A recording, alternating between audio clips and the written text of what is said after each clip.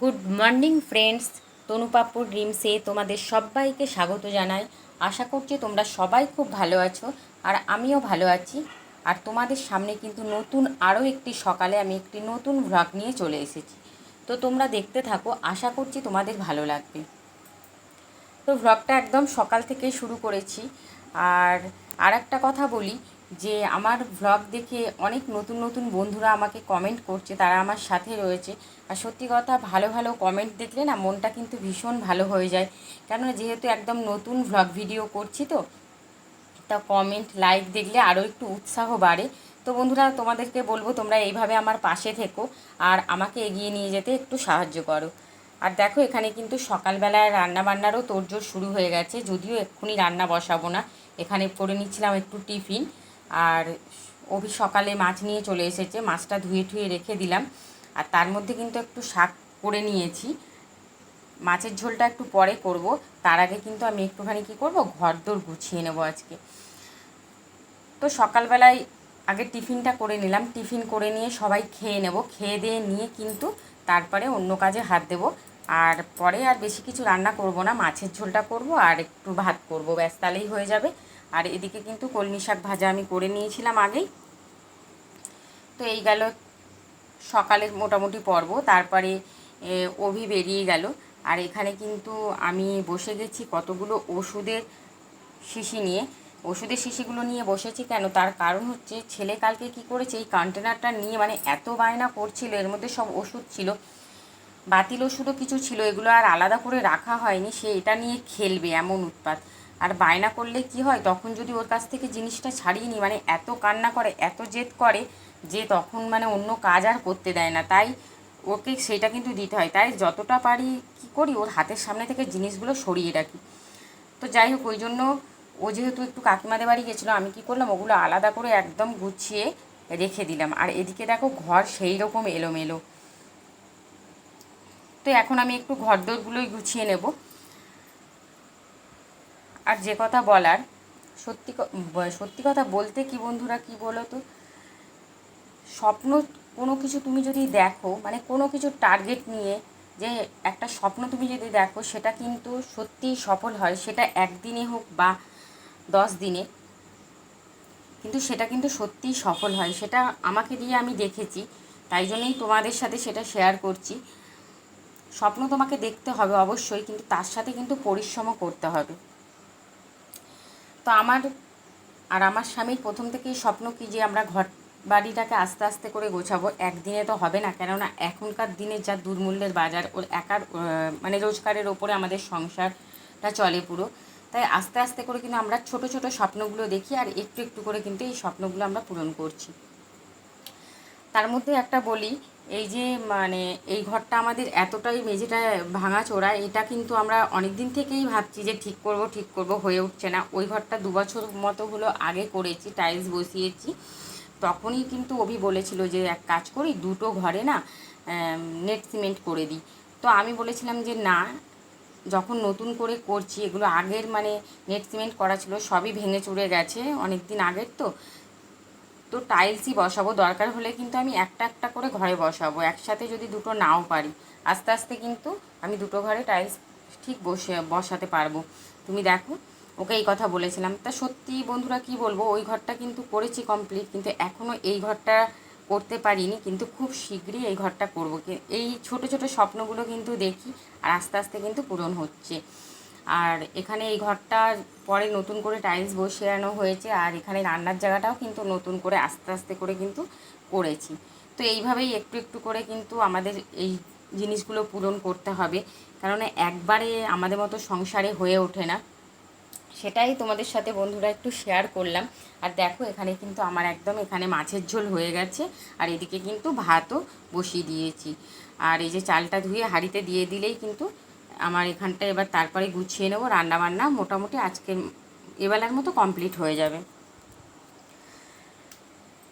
তো এই কাজ করে নিয়ে এবার কি করলাম, যে রান্নাটা ওদিকে নামিয়ে নিয়েছি, নিয়ে এই যে ঘরদোরগুলো একটু মুছে নিচ্ছি। ওই ঘরটা আগেই মুছে নিয়েছি, গুছিয়ে গেছে, এবার এই ঘরটা মুছে নেব, তারপরে করব রান্নার জায়গাটা পরিষ্কার।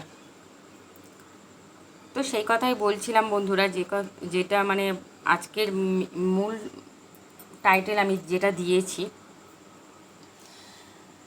তো আমাকে দিয়ে আমি মানে বুঝতে পারি যে হ্যাঁ সত্যি স্বপ্নগুলো কিন্তু আস্তে আস্তে পূরণ হয় যদি তুমি সত্যি সেই স্বপ্নটা দেখে থাকো। তো দেখো বন্ধুরা, আমি কিন্তু এখানে কাজবাজ আমার মোটামুটি কমপ্লিট হয়ে গেছে সবই। এবার এখানটা গুছিয়ে নেবো। আজকে একটু রান্নাবান্নাটা তাড়াতাড়ি গুছিয়ে নিয়েছি, গুছিয়ে নিয়ে কেননা একটু বাইরের এক্সট্রা কাজ করব, তাই জন্যে এইগুলো গুছিয়ে নিয়েছি। এক্সট্রা কাজ বলতে কি, কবে থেকে ভাবছি যে হচ্ছে খাবার জলের বড় জারগুলো একটু পরিষ্কার করব, আর এদিকে হচ্ছে একটা প্লাস্টিকের সাদা টুল আছে, সেটা না ভীষণ নোংরা হয়েছে, ওটাও একটু পরিষ্কার করব। এইসব কাজগুলো সত্যি কথাই এক্সট্রা কাজ, রোজের কাজের সাথে হয়ে ওঠে না, কেননা ঠিক 1:30টার মধ্যে আমাকে পুরো এদিকের কাজ কমপ্লিট করে স্নান করে কিন্তু পুজো টুজো করে আমাকে ছেলেকে খাওয়াতে বসতে হয়। তাই জন্য কিন্তু ভীষণই তাড়াহুড়ো লাগে। সকাল থেকে পর পর পর পর করে কাজগুলো কতক্ষণে করব, করে স্নান করে এসে ওকে তো মানে খাওয়াতে বসলে পুরো 1 ঘন্টা কেটে যায়। সেই জন্য না ওই টাইমের মধ্যে আমাকে কাজ করতে হয় বলে না আর এক্সট্রা কাজগুলো হয়ে ওঠে না। তো আজকে দেখলাম একটু সময় পেয়েছি দেখে আবার এই কাজগুলো একটু করে নিলাম। এগুলো তো না করলেও হয় না, মানে ভালোও লাগে না একটু নোংরা হয়ে গেলে। তার মধ্যে এটা টুলটা মিস্ত্রিরা নিয়েছিল সেদিন ওই দিকের ঘরের কাজ করার জন্য, আর ভীষণই নোংরা করে দিয়েছে। তো তাই জন্য এগুলো একটু পরিষ্কার করে নিলাম, করে ঠরে কিন্তু এবার স্নান করে নেব। তো স্নান করে ঠরে একদম কিন্তু আমি পুজোর কাছে চলে যাব। ওদিকে ছেলে কিন্তু খেলা করছে, ওর স্নান টান সব হয়ে গেছে আগেই, মায়েরও স্নান হয়ে গেছে, ওরা ঘরের মধ্যেই রয়েছে। আর এসে এই যে আমি কিন্তু একদম ঠাকুরের সামনে চলে এসেছি স্নান করে। এবার পুজো দিয়ে নিলাম, পুজো টুজো দিয়ে নিই, এবার ছেলেকে খাওয়ানোর পালা, তারপরে নিজেদের খাওয়া দাওয়া সব কিছু রয়েছে। তো বেশ খানিকটা সময় কিন্তু কেটে গেল বন্ধুরা, একদম কিন্তু চলে আসলাম আমি বিকেলবেলায়। বিকেলবেলায় এই যে দোকানটা খুলে নিয়েছি, দোকান খুলে নিয়ে তারপরে হচ্ছে দোকানটা একটু পরিষ্কার করে নিয়েছি। পাড়ার মধ্যে দোকান একটা ছোট্ট, দোকানটা মোটামুটি চলে, টুকটাক চলে, চলে না বলবো না। তো এইভাবেই মোটামুটি চলছে আর কি। তো গুছিয়ে গাছিয়ে এই দিকটা দোকানটা খুলে নিয়ে লাইট জ্বেলে নিলাম। এবারে ঘরে যাব, যেয়ে কিন্তু দেব সন্ধে। সন্ধেও প্রায় হয়ে এসেছে। আর এই যে ছেলে কিন্তু ঘুম থেকে উঠে কিন্তু তার এখানে দুষ্টামি শুরু হয়ে গেছে। গাড়িটা পেলে ও ভীষণই খুশি হয়, আর কিছু লাগে না, কিন্তু তারই মধ্যে আবার গাড়িটা নিয়ে থাকতে থাকতে আবার এটা ওটা সেটা যখন মনে পড়ে। আর দেখো ঘড়িতে কিন্তু পুরো 6টা 10 বাজে, আর পুরো সন্ধে নেমে গেছে। এখন কিন্তু সন্ধেটা খুব একটু তাড়াতাড়ি হয়ে যাচ্ছে, বেলাটা ভীষণ ছোট হয়ে গেছে। তো ওদিকে সন্ধে দিয়ে নিয়ে এবার ছেলের সন্ধ্যের খাবার খাওয়াবো। এই যে একটু দুধ মুড়ি আজকে ওকে খাওয়াবো, সেটাই রেডি করে নিচ্ছিলাম। আর এদিকে আবার মেয়ের আজকে টিচার্স ডে আছে, ও হচ্ছে ওখানে যাবে, ওদের ওখানে অনুষ্ঠান রয়েছে, তাই আবার ওকে শাড়ি পরাতে হবে বলে কি বারবার আমাকে বলছে। তো বললাম যে ভাইকে খাইয়ে নিয়ে তোকে শাড়ি পরিয়ে দেবো। এদিকে মেয়েকে শাড়ি পরিয়ে দিয়েছি, আর ও কিন্তু ওর মতো রেডি হয়ে যাচ্ছে। ওর কোচিংয়ে বেরিয়ে যাবে, ওখানে ওর প্রোগ্রাম আছে। আর আমি এখানে ভীষণ খিদে পেয়ে গেছিলো, আমি এখানে একটুখানি মুড়ি আর বাদাম খেতে বসে গেছি। আর ছেলে যে খেতে তো পারে না, ও বসে গেছে আমার সাথে নিয়ে ছড়ানোর জন্য। তো এখানে খাওয়া দাওয়া করে নিয়ে অভি তার মধ্যে চলে এসেছিলো, এসে বলল যে চলো একটু তাহলে বেরিয়ে আসি, মেয়ের যখন গেছে প্রোগ্রামে আমার একটু দরকারও আছে। তো বললাম যে চলো তাহলে। ও একটা কদিন আগে কী করেছিল, মানে রূপোর দোকানে না একটা হার বানাতে দিয়েছিল, রূপোর একটা বড় চেন বানাতে দিয়েছিল, সেইটাই আনার জন্য বললো যে চলো, যে একটা লকেটও পছন্দ করবো নিয়ে আসবো, মনে হয় হয়ে গেছে। তাই জন্য আবার কি করলাম, রেডি টেডি হয়ে ছেলেকে এদিকে একটু রেডি করিয়ে নিলাম, নিয়ে ঝটপট আবার একটু বেরিয়ে পড়লাম। সব সময় কিন্তু এইভাবে মানে এনার্জি নিয়ে পজিটিভ থাকতে হয়। যখন হট করে বললো যে বেরো, হয়তো মনে হচ্ছিলো থাক বেরোবো না, আবার মনে করলাম না, যখন বলছে লকেটটা পছন্দ করবো চলো, বারবার বলছে, আবার কি করলাম ঝট করে কিন্তু বেরিয়ে পড়লাম। দেখো আমি কিন্তু বন্ধুরা একদম চলে এসেছি এই সোনার দোকানটায়। এসে এই যে এই দাদা কিন্তু 3টে লকেট, ঠাকুরেরই লকেট বার করে দিয়েছে, আর কিন্তু ওই হারটা এখনও হয়নি, সেটাই বললো যে আজকে পাবে না, আবার পরে আসো। তো পরে যখন নেব নিশ্চয়ই তোমাদের সাথে সেটা শেয়ার করব। আর এখানে লকেট পছন্দ করছিলাম, আর তার মধ্যে অভি আবার বললো একটু শাঁখা বাঁধানো দেখে রাখি, এটাও একটা স্বপ্ন নিশ্চয়ই পূরণ হবে পরে।